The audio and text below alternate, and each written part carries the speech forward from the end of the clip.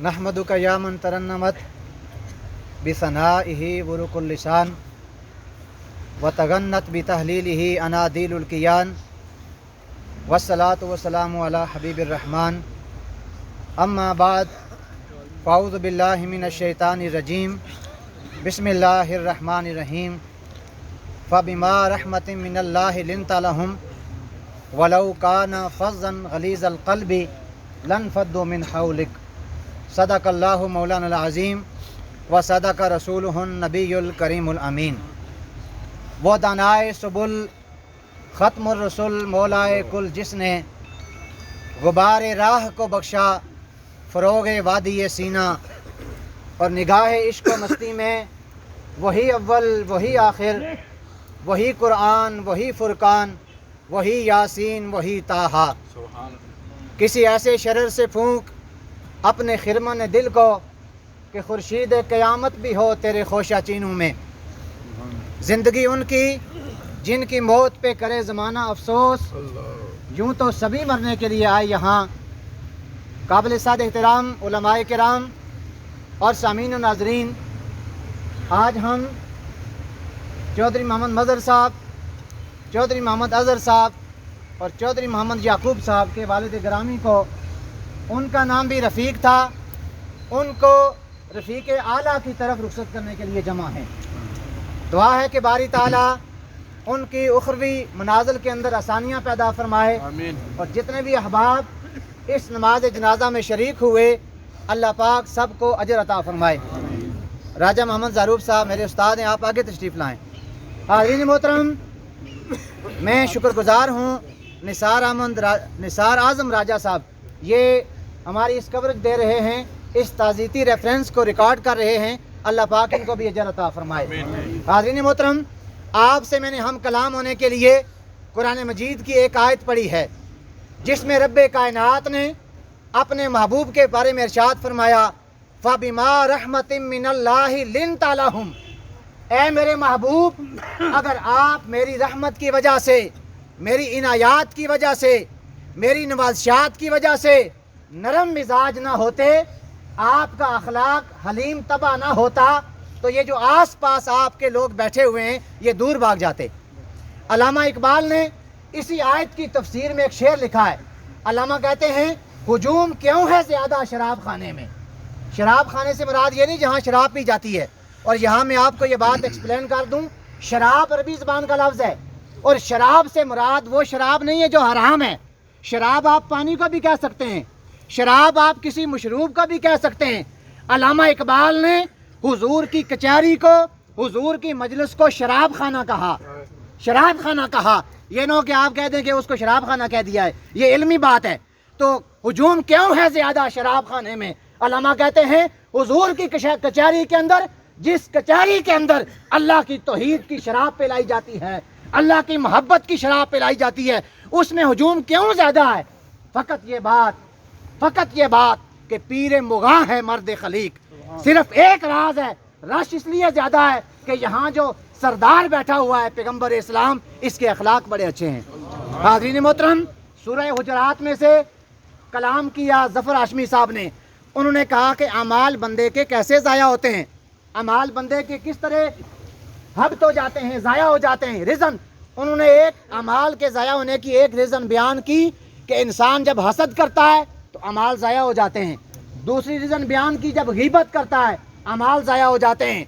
हाज़रीन मोहतरम, मैं आपको एक और नया नुक्ता देता हूँ। आज सूरह हुजरात में रब्बे कायनात ने फरमाया अपने महबूब के बारे में, या अय्युहल्लज़ीना आमनू ला तुक़द्दिमू बैना यदायिल्लाहि व रसूली। ए ईमान वालो, मेरे रसूल से आगे ना बढ़ना, और ये तुम्हारा आगे बढ़ना मैं सुन भी रहा हूँ और देख भी रहा हूँ। ये आयत हो गई हुजूर के बारे में कि आगे ना बढ़ना। दूसरी आयत, इससे अगली आयत में फरमाया, या अय्युहल्लज़ीना आमनू ला तरफ़अू अस्वातकुम फ़ौक़ सौतिन नबी। फरमाया लोगो, मेरे महबूब की आवाज़ से अपनी आवाज़ों को ऊंचा न करना। अब ये आदाब किसके सिखाए जा रहे हैं। उलमाए किराम मौजूद हैं, ये आदाब हुजूर के सिखाए जा रहे हैं। मैं आपसे सवाल करता हूँ, मस्जिद किसका घर है? अल्लाह का घर है, पकीज़ा जगह है, आला शान वाली है। مجھے قرآن کی کوئی ایک آیت ایسی بتائے جس میں رب نے یہ کہا ہو لوگوں جب میرے گھر میں آیا کرو تو آوازوں کو پست کیا کرو. اپنے گھر میں پورا قرآن کھنگال لیں, پوری حدیث کھنگال لیں, مسجد کے آداب میں آوازوں کی پستی آپ کو کہیں نہیں ملے گی. اللہ کا گھر کعبۃ اللہ اللہ کا گھر ہے, خدا کے گھر کی بڑی شان ہے. پورا قرآن کھنگال لے. خدا نے یہ کہیں نہیں فرمایا لوگوں جب حج کرنے کے لیے میرے گھر میں آؤ اپنی آوازوں کو پست کر لیا کرو. قربان جائے مقام مصطفیٰ پر. اسی طرح دنیا کا کوئی ریسپیکٹیبل, دنیا کی کوئی ایسی قابل عزت جگہ آپ تلاش کریں جس کے بارے میں رب نے یہ کہا ہو کہ اس جگہ آ کر اپنی آوازوں کو پست کر دیا کرو. دنیا میں انبیاء میں سے, اولیاء میں سے, صحابہ کرام میں سے کوئی ایسی بڑی ہستی بتائیں جس کے بارے میں خدا نے کہا ہو جب ان کے پاس آؤ, جب ان کی بات کرو تو آوازوں کو پست کر لیا کرو. لوگوں قربان جائیں محبت خدا پر. اس نے اپنا محبوب بھی ہمیں عطا کیا, ہمیں اپنے محبوب کی محبت بھی عطا کی, پھر اس محبت کے آداب بھی سکھا دیے.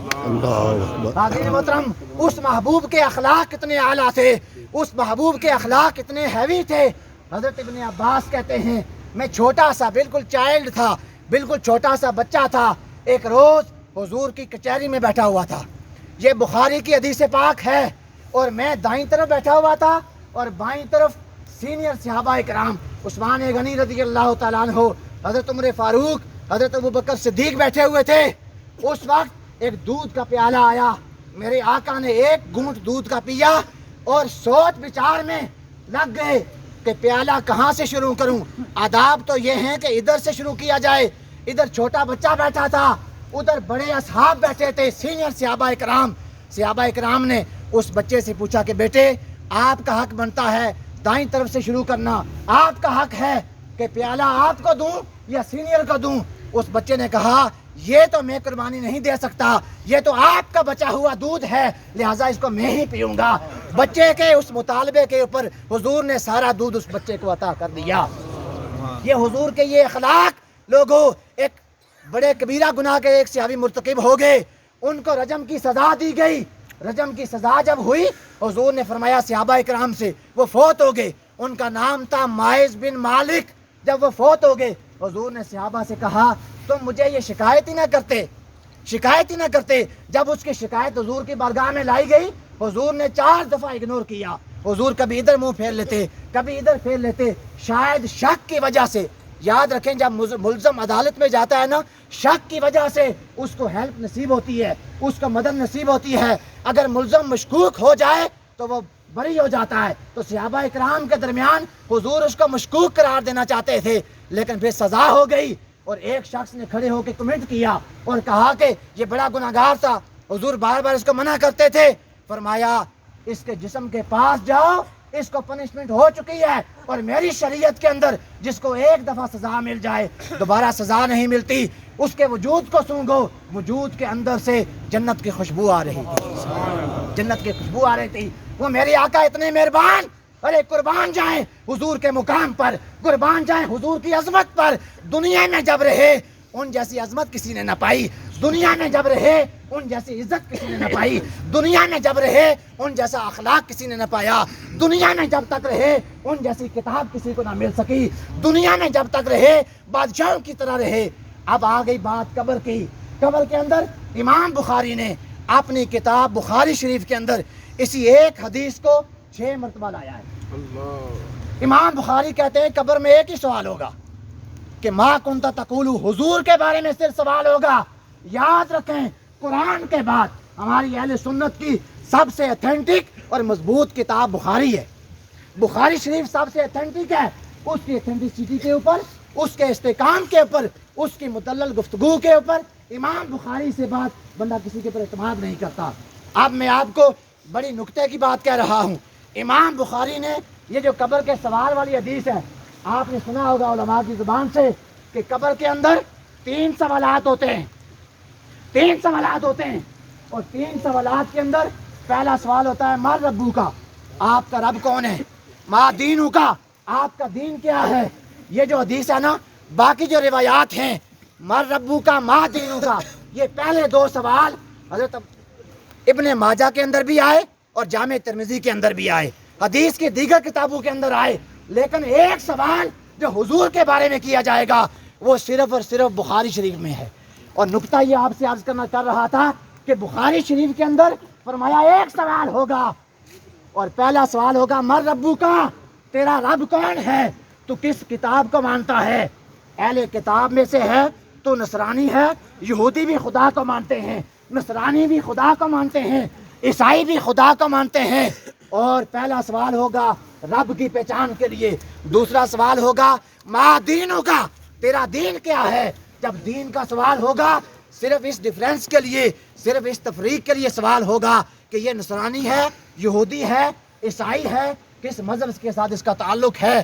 جب یہ تعین ہو جائے گا، جب یہ بات طے ہو جائے گی کہ یہ مسلمان ہے، انا نصرانی، انا یہودی، انا مسلم، انا کافر، جب یہ طے ہو جائے گا، اور یاد رکھیں یہ سارے سوالات کافروں سے بھی ہوں گے، ہر بندے سے سوال ہوگا، اور جب یہ طے ہو جائے گا انا مسلم، میں مسلمان ہوں، اس کے پوچھا جائے گا بتا تو مسلمان کا تو پتہ چل گیا، بتا ما کنت تقول فی حق ھذا الرجل محمد، بتا دنیا میں میرے مصطفیٰ کے بارے میں تیرا عقیدہ کیا تھا۔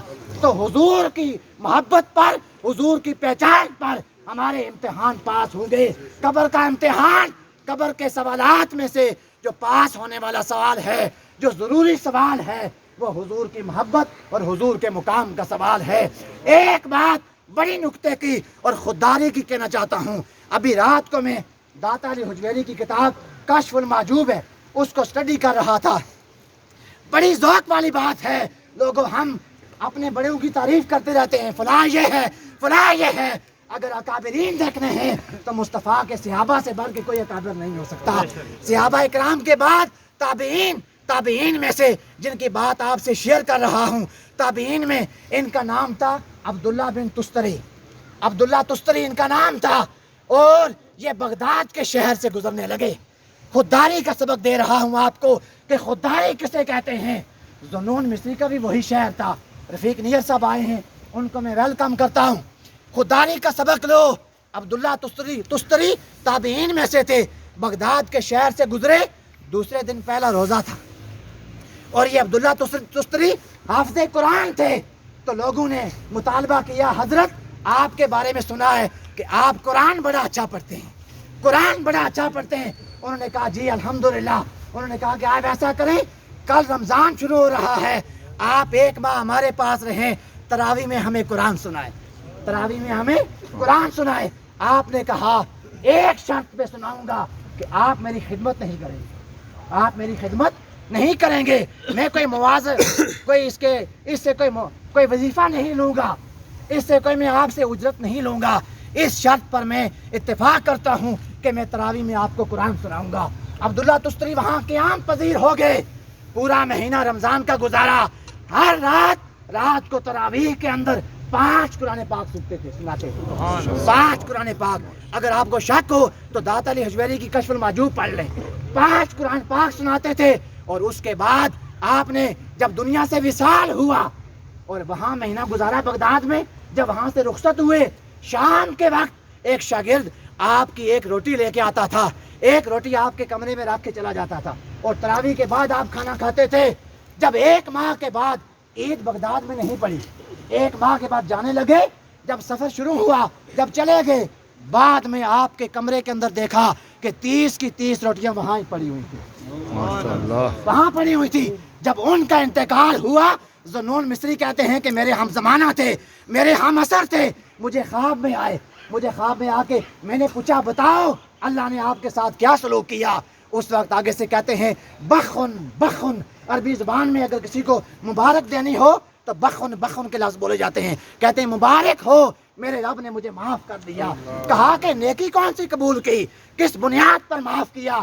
کہا ایک عمل قبول کیا ہے، کہا کہ میں غربت کے اندر، غریبی کے اندر 3 وقت میرے گھر میں چولہا نہیں جلتا تھا، لیکن میں اپنا ہاتھ کسی کے آگے دراز نہیں کرتا تھا۔ علامہ نے کہا گدائی میں بھی وہ اللہ والے تھے غیور اتنے کہ منعم کو گدا کے ڈر سے بخشش کا نہ تھا یارا، کہ بڑے بڑے سرمایہ دار بھی ڈرتے تھے ان اللہ کے فقیروں کو نہ دینا، شاید ہمارے سرمایہ کو یہ ریجیکٹ کر دیں۔ اور کہا میری غربت کی وجہ سے اور وہ غربت کے اندر جو خودداری تھی، جو غیرت تھی، اس وجہ سے خدا نے مجھے معاف کر دیا۔ علامہ نے کہا غیرت ہے بڑی چیز، جہان تگودو میں پہناتی ہے درویش کو تاج سر دارا، وما علیہ الا البلاغ المبین۔